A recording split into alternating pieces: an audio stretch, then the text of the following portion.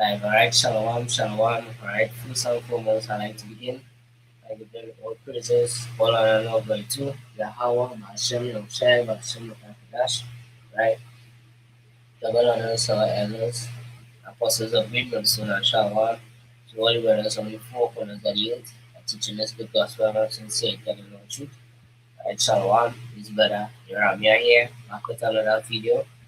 Alright, and this video will be on Wisdom of Solomon, as you see the title, Wisdom of Solomon 6, and verse 1 to 12. Right, and hopefully that'll be edifying, right? So, Wisdom of Solomon 6 and 1, it says, "Be here therefore, O ye kings." So, like, yeah, let me fast. I'm supposed to put a BGM, yeah,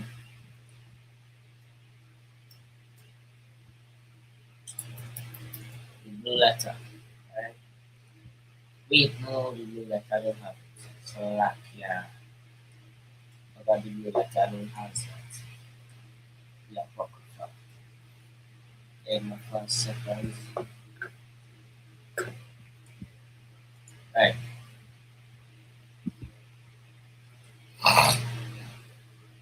right. Wisdom of Solomon 6 and verse 1, it says, "Hear therefore, O ye kings, and understand, you need that be judges of the ends of the earth." Right? Give ear, ye that rule the people, and glory in the multitude of the nations. Right? For power is given you of the Lord, and sovereignty from the highest, who shall try your works and search out your counsels.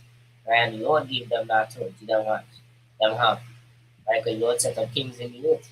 Right? And the authority that they have, over people or nations, that is come from the Lord. Right? I have the GNT here as well. Right? Which we're gonna read a few parts of the GNT, right? This one says, "So then, you kings, you rulers, the world over, right? Listen to what I learn.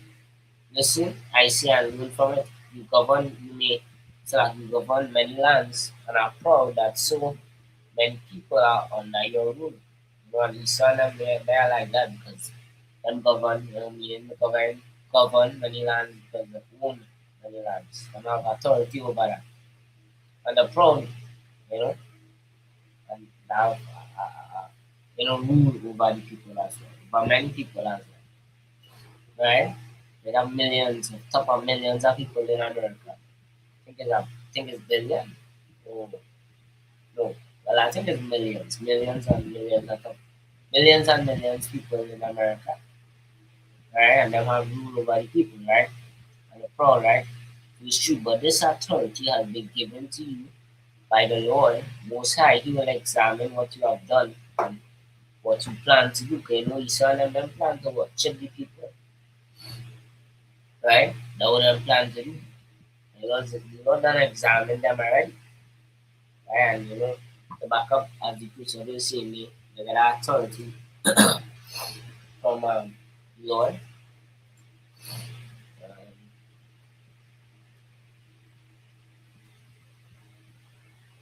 study on. Study on. And verse 1 it says that in the NLT, the king's heart is like a stream of water directed by the Lord. The Lord is the ones, you know, whether the kings may do, is really the Lord using them to, accomplish what he wants. Right? I'm just, the Lord just using them. It's not them because we don't have free will. It's the Lord using them. Right? And it's through them, through the Lord using them, the Lord is going to try everyone. Even the elect is going to get tried. When they bring this chip. Right? He can put all both small and great, and it says in Revelation 3 as well. Right? There'll be a trial for everyone. Right? But the king's heart is in the hand of the Lord. Right? It says the king's heart is like a stream of water directed by the Lord. He guides it wherever he pleases. So what the Lord wants, that is what the king will do. Not what the king wants. You might think he do what he wants, and what he wants, what he wants to do, but it's really the Lord. Right? And then had one in Job 9 as well. Just backing up that, the authority that they have is from the Lord they got it. Right? It says the whole earth is in the hand of the wicked, and Yahweh blinds the eye of the judges.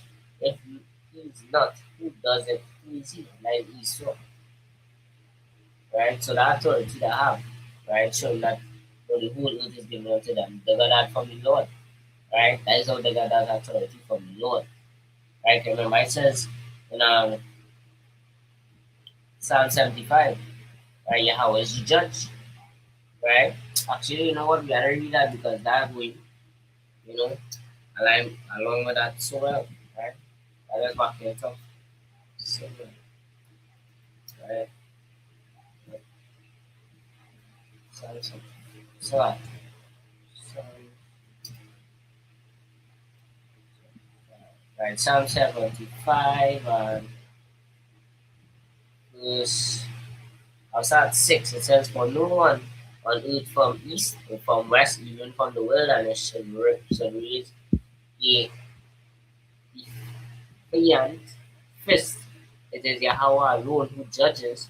He decides who will rise and who will fall, and God is going to make Jacob rise or Israel rise, and Esau and them is going to fall. Right? Just like when it say here, but Yahweh is the judge, he put it down one and he set it up another because the Lord set up Esau to rule. And he's gonna come and put him down, right, through his son Yahushai, and set up another, which is Jacob, right? And same time he wants to take the kingdom and possess the kingdom even forever and ever. Right? So that was just to back up that, right? To back up that part of the name.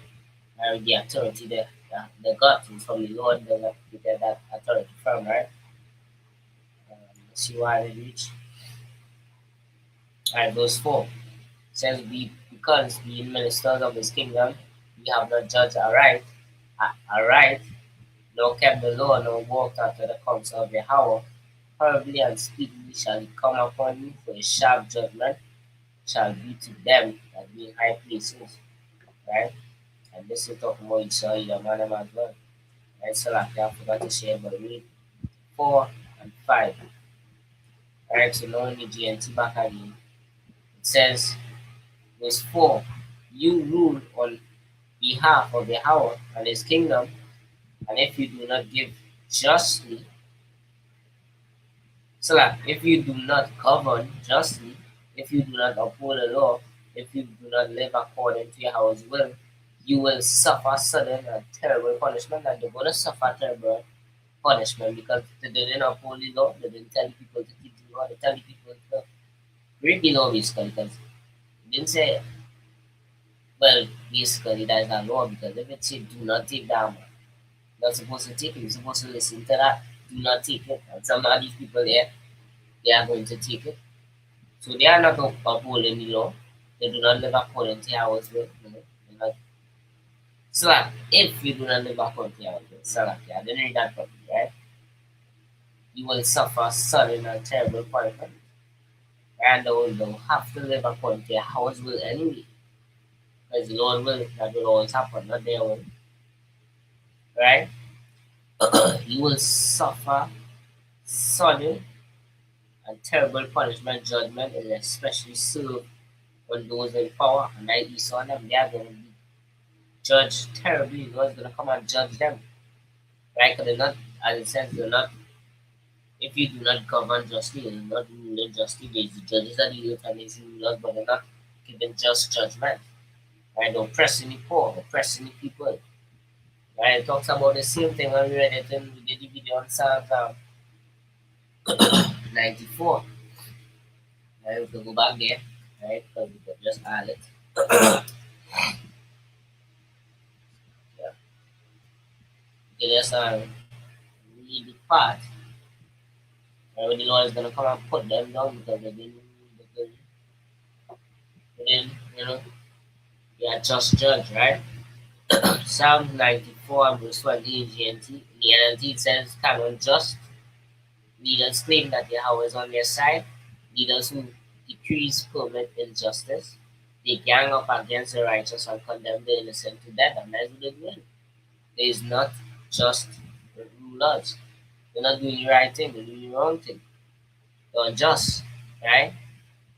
But the Lord is my fortress, my power is the mighty rock where I hide. Jehovah will turn the sins of evil people back on them. He will destroy them for their sins. The Lord our power will destroy them. The Lord will come and destroy you, son. When you read over here, it says, and he shall bring upon them their own iniquity, and shall cut them off in their wickedness. Yea, the Lord our power shall cut them off. The Lord is going to come and cut Esau and them off. That is exactly what going to happen. So, it basically just backing up the same thing we're seeing in Wisdom of Solomon as well. Right?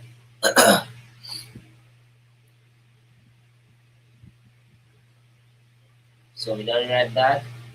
Right, verse 6 it says, for mercy will soon pardon the meanest, but the mighty men shall be mightily tormented.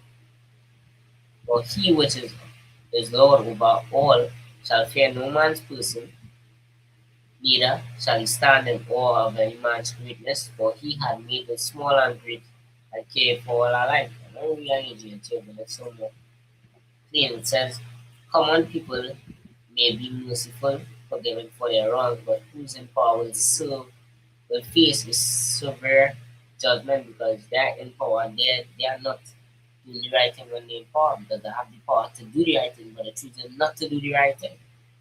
So they want them because there's a sinning, right? But it says common people, right, may be mercifully forgiven, right? Because they might do a common sin, right? So they'll get forgiven for that, for the wrong. But those in power is a whole different thing, right? Because they are unjust. So they're gonna get our judgment, right?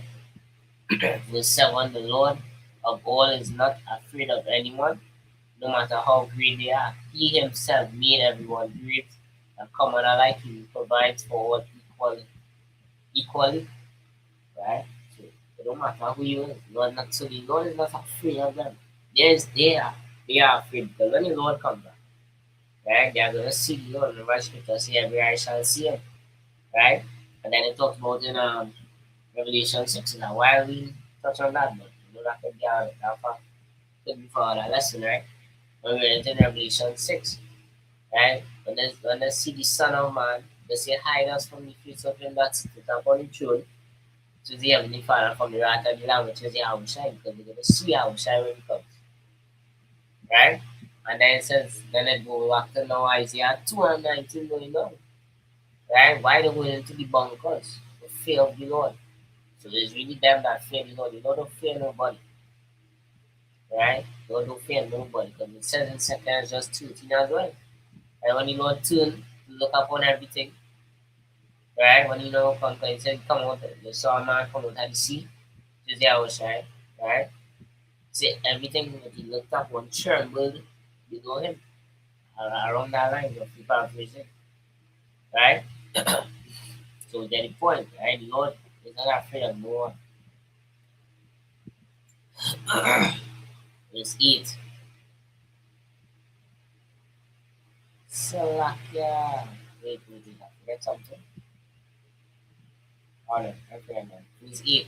But a sore trial shall come upon the mighty, and unto you, therefore, kings, do I speak, that you may learn wisdom and not fall away. For they that keep holiness holy shall be judged holy, and they that have learned such things shall find what to answer. Wherefore set your affection upon my words, desire them, and ye shall be instructed. Wisdom is glorious and never fadeth away. She is easily seen of them that love her, and found of such as seek her. I read all INGT, right? Verse 8 it says, but he will judge the conduct of rulers more strictly. It is for you, mighty kings, that I write these words so that you may know how to act wisely and avoid mistakes. Right?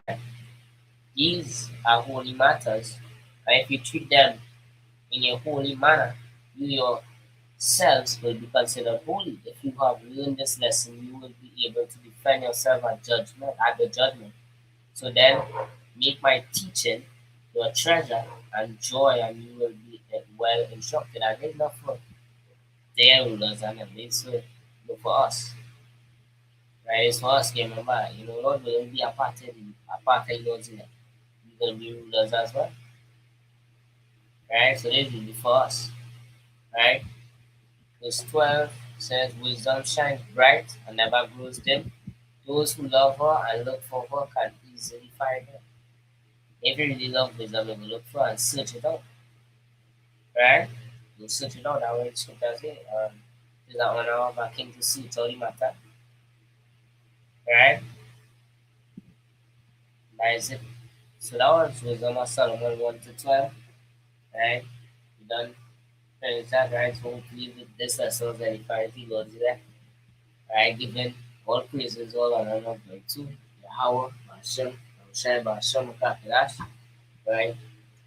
The will and also elders and apostles of him, and so on, Shalom, to all the brothers on the four corners of the earth, are teaching us the gospel and sincerity and all truth, right? Shalom.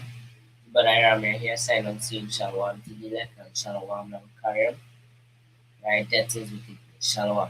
You know, as I always say, but it's 1 Corinthians 15:15, always about you, and the Lord have Hashem and shine because you know only by the Lord is not in vain, right? But stay strong, right? And Shalom.